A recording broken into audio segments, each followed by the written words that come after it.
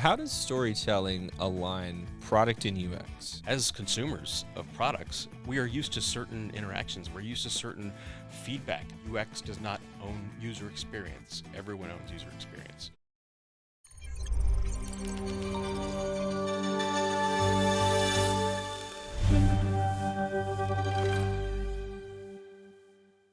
Hey, welcome to Dev Batter. Today we're going to talk about storytelling in the context of business. Maybe you've heard of stories. If you're a developer, I'm sure you've worked with this concept of, as an X, I should be able to do Y because of Z. We're not really going to talk about that, although that will hit a little bit. We'll hit a little bit on that as we continue through the narrative here.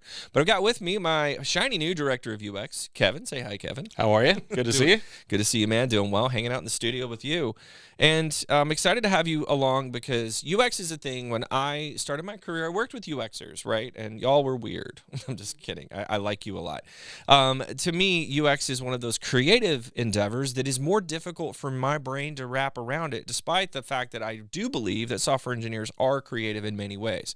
We're just different creative, just like my UX friends are a different type of creative. And I love what UX does because it provides a framework for how to solve business problems and align that to value in a way that's easy to understand from a human perspective. And that's what we're going to talk about today.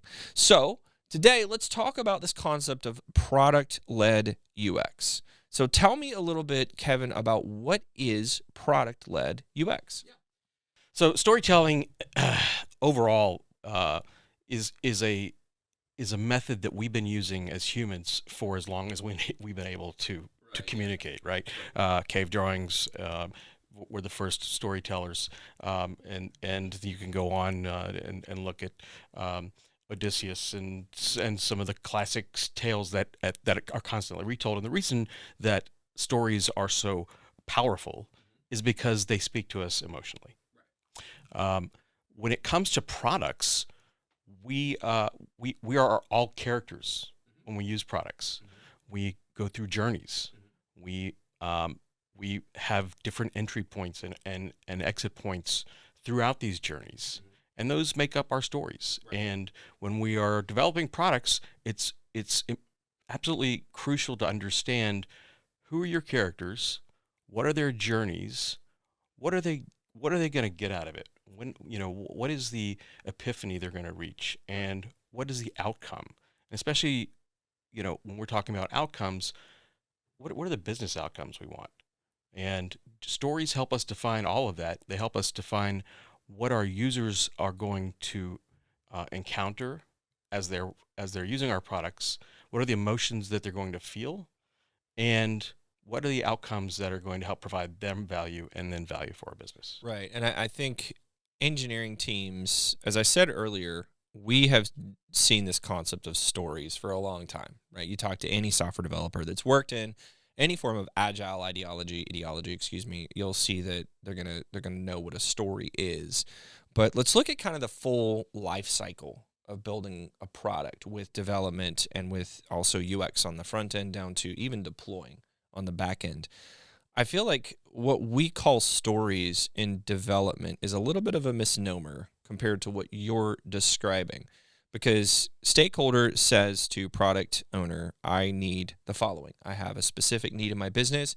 And the most natural way for a stakeholder to describe what they want is by telling stories, right? They can sit down and especially if they're a very technical product owner or someone that's more slanted towards maybe they're a BA, they used to be a BA, or they have that sort of logic brain, they can come up with the baseline set of requirements that you can hand to an engineer that they could build.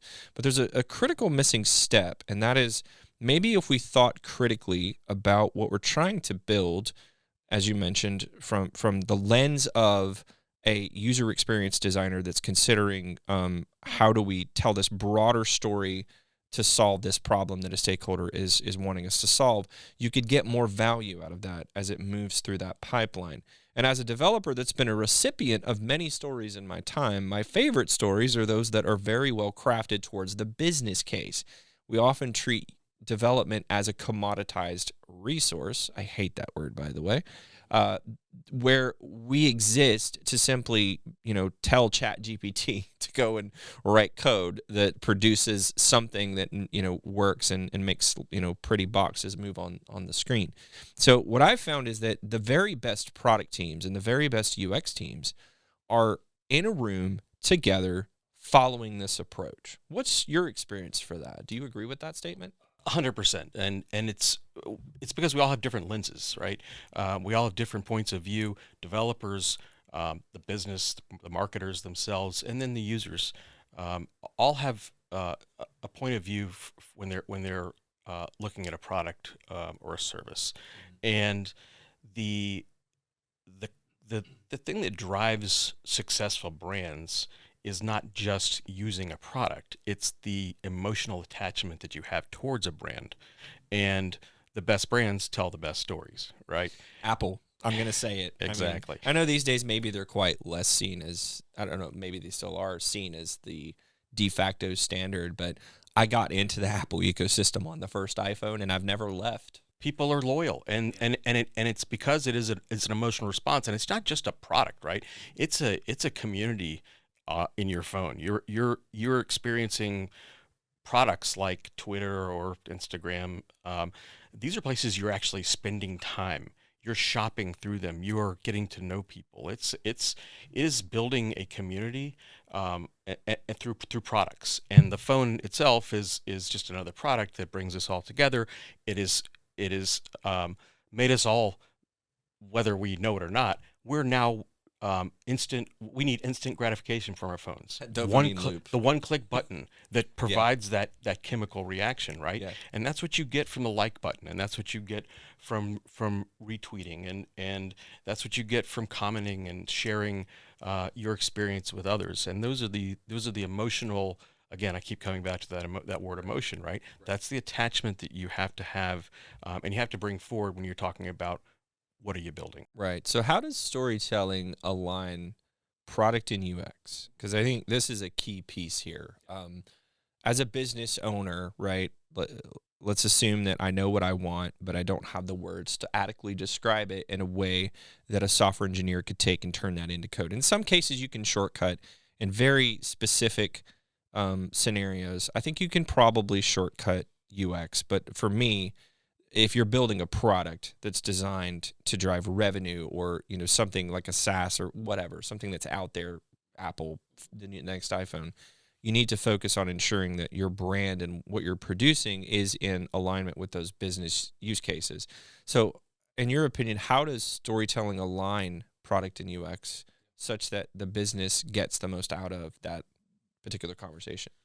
Well, it starts with empathy, and that's this is not an unknown quantity, right? We've been talking about empathizing with our users for many years. What's happened over the last 10 years is more of it's more experience design rather than just product design. So it's understanding your users when they're within your product, but also what's the context outside of your product. What is the full journey they go through?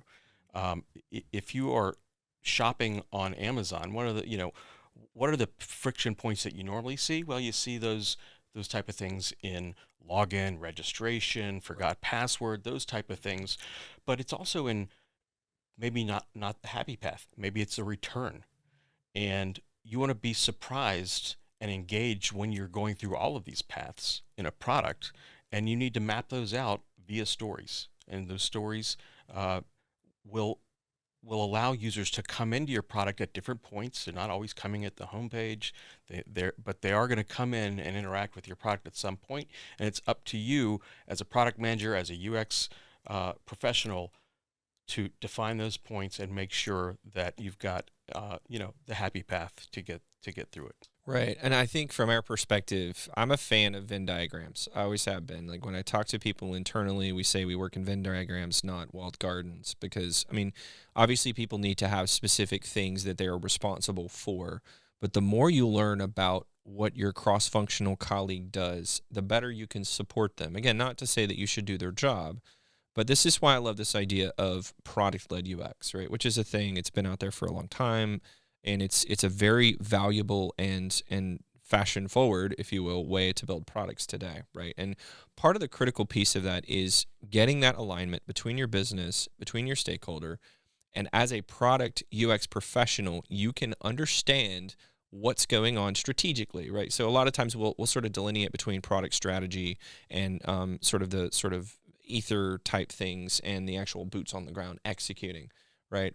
We tried this in development and we found out that it doesn't work very well, so we just merged the things together. So now architecture, for example, is in most cases a function of the engineering team, because the best people to create the architecture within guidelines, right? I would argue that architectural professionals have a different job today than they did 10 years ago. But if you align the design of the work to the people doing the work, then you produce better outcomes, right? So when you merge product and UX together, you have someone who understands the market, who can have a conversation, can do those storytelling activities to build out the product that meets the stakeholders' hopes and dreams, and then turn around and pump out the wireframes that a developer can take to produce some piece, some asset that is out there in code, in production, so that people can start messing with it. Absolutely. And it's, the wireframes are sort of what you produce in the middle, but when you're writing a story, you need an idea, but then you need to know the outcome, and then you work your way back. And that's sort of just classic storytelling in itself. So what are the business outcomes? Who are we building it for? And then let's come up with the solutions together as a cross-functional team, so that we get those insights from every point of view. Exactly. And I think there's a few challenges that we highlighted in that, right? But let me speak briefly from the perspective of an engineer. We're not talking about the stories that you get as an X, you should do Y because of Z. Okay, and those stories are very well-meaning and they're great, and I like that format. What people usually left off is because of Z. Like, I don't see that out there very often, and I've looked at a ton of backlogs for a lot of companies that make a lot of money, and I've seen the as a Z maybe twice in my 20 years of building software. And those particular shops that did that, I felt like had better alignment from a business perspective, because they took the 15 minutes to add that on the back half of their story. Now, am I advocating for that? I don't think that's a silver bullet that solves the problem of product development, strategic product development, and UX alignment. I think the way you do that is you take this, as we're discussing, more macro storytelling idea, right? Where you sit the engineering team down and you talk to them about what you're trying to do. A lot of the times personas are handed to the business to get sign off on the product idea. I advocate for taking those personas and turning around and saying, all right, downstream engineers, let's go through them. Let's talk about and present to you what we're trying to achieve here from a theoretical standpoint. Here's the research we did. Here's the wireframes that align with those personas. Because to me, as a developer, as a thinking human being, whether or not I'm using ChatGPT to generate everything in 10 years, I still need to know what problem I'm solving, which is the secret sauce that any good developer, he or she has used that to make themselves extremely valuable to their organization through that exact idea, right? I'm here to solve a business problem and consume from my stakeholder the information I need to produce code that solve that business problem, and not just I'm going to knock out a story because it's a thing that I do. Right. It's not a feature. It's you are actually helping someone solve a problem. Right? What is the problem we're solving? What's the job that needs to be done by our main character? And so when you think about it in those terms, it's not just a feature. It's an outcome, and it's something that engineers can appreciate, and they also have the freedom to come up with the right solution. So what do you think are some of the challenges of approaching it this way? And barring the fact that there's the obvious problem of producing a story that's good, right? That's the hard part. But let's assume that we have good stories and we have good buy-in from the stakeholders to do it this way. What are some of the challenges that you see people running into when they're taking this approach? Well, there's paralysis by analysis in some cases, right? You can do too much research, and what you need to do is make sure that you are grounding your journeys and your personas in hypotheses, right? You need to go and validate those at some point, but the idea now is you got to move quickly, right? And with agile development, and design thinking, which is let's fail fast and quickly learn from things. You need to be able to wrap your stories into that same package. So it's about quickly defining the product vision, the product outcomes, and the hypotheses around those. It's about tying those journeys into the personas that you've created, and using those personas as the baseline for the solutions, not what the developer's thinking or what the business wants, right? We have to ground them in personas. Personas can be somewhat nebulous until you've gone and validated them, but they are very important in terms of creating that emotional bond. So it sounds like, and this, I'm going to be a broken record here, the problem is communication. It always has been. It always will be. Humans, we're social creatures, and we have the very best intentions on for the most part, and understanding what someone is trying to accomplish through a story, as you've so astutely put it, is easier, because I'm already wired to read into those, right? Everybody likes to go watch their favorite, show on TV, right? And understand, and we like the drama. We like we enjoy the suspense. We enjoy, sort of the way that those things appeal to our emotions, because we're very emotional creatures. It's interesting to think that we as emotional beings can use that in a business context, because you're always told, leave your feelings at home, which I agree with that to a certain degree. I think psychological safety is important, and we want people to bring their whole selves to work, but it also using that hook that's wired into us as a way to provide business value, I think is very interesting. That's right. And as consumers of products, we are used to certain interactions. We're used to certain feedback, and and certain emotions that get triggered from the products we use every day. As consumers, we want to bring that to business. Right. We want those interactions and those emotions and those the feedback loops that you get every day as a consumer. That needs to be part of line of business applications, and that's really what it's all about, is making sure that we are bringing what we know works, in the consumer world into the business world. I think a funny story about that's a personal story to me, is back in the 90s, I had a flip phone. It was a Motorola flip phone, if anyone even remembers what those are these days. And I remember that eventually this thing started throwing malloc errors, which means there was memory problems, and the way the firmware was written, it was just kind of, it wasn't written properly. And this was before we had OTAs. We couldn't do any updates. You legitimately had to just take it back to the shop and hand it in and get a new one, because these firmware were like burned on at the factory, and you couldn't get them updated. And I remember I would commute to college every day, and when the phone started doing that, I would legitimately be afraid that I would be lost in the middle of nowhere and my phone would brick out and I couldn't get it back on.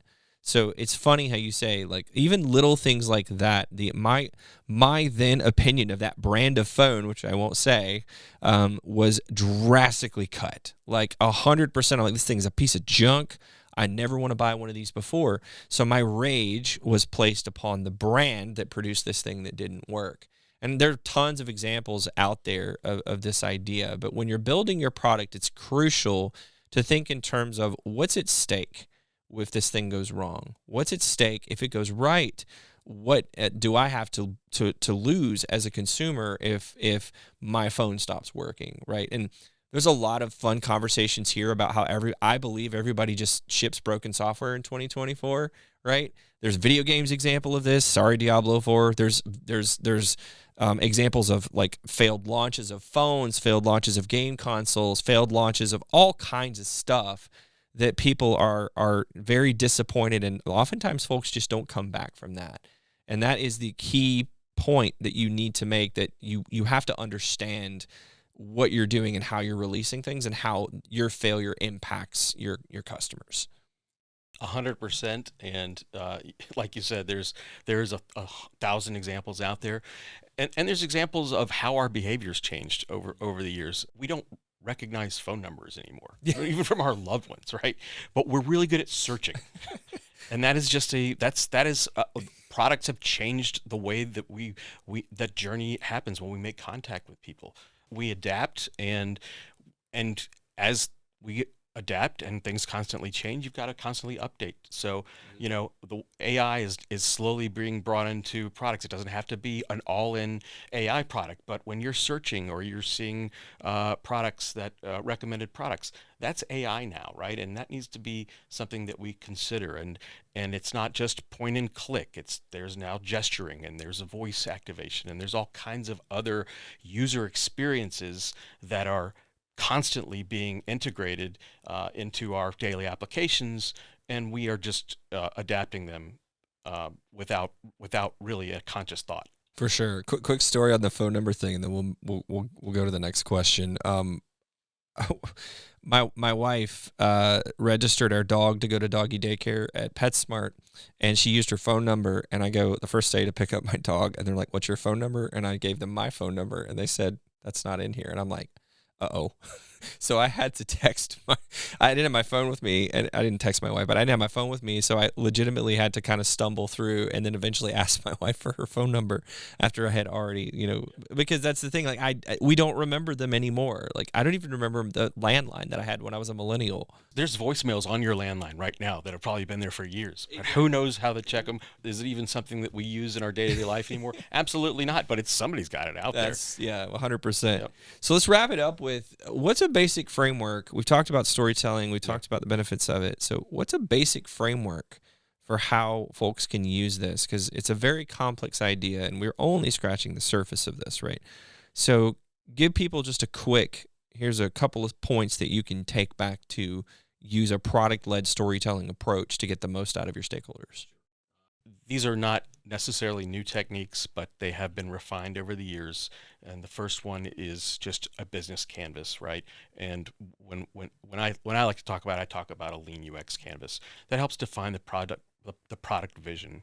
It helps define the customers. It helps define the outcomes that you want, and then you talk about how we're going to solve it with your hypotheses. What are the pain points? This is just an exercise. It's a whiteboarding exercise. It's one that, again, everyone should be involved in. This is a team sport. Not UX does not own user experience. Everyone owns user experience. So I like to start there. Let's get the vision and the outcomes defined. Create quick proto personas. You know your users. Your customers feel like they know your users. We've got enough to create a hypothetical user persona. Validate it later, but take those users, take those personas, and then map out their journeys. And it's the digital journey, it's the contextual journey, it's different products perhaps, but it's the pain points and the touch points of your product that matter, and that's going to help you define and prioritize what needs to happen next, right? So it's really define the personas, the business problem, the journeys, and then get onto the solution. Start wireframing, start low fidelity. Again, everyone gets a piece of it. Everyone has buy-in, and you let your designers do their thing. But when, at the end of the day, everyone comes out on the same page with buy-in. Right. I think it's about execution, right? You want to go. You don't want to sit around and kind of hem and haw, analysis paralysis, as you mentioned earlier. You need to get something out there, even if it's in a lower environment, for people to start playing with and start understanding, so that you can find the pain points that you then iterate and feed back into the machine to produce an asset that people want to use. Prototyping is obviously a buzzword, but it's one that absolutely is 100% valuable. It's one that can be done quickly, cheaply, and it's something that's iterative so that you can build upon it. Awesome. Well, thanks a lot, Kevin. I appreciate your time, my friend. It was great talking to you. If y'all like this, please like, comment, subscribe. Storytelling is a critical piece of building a cohesive understanding of the business problems that you're trying to solve.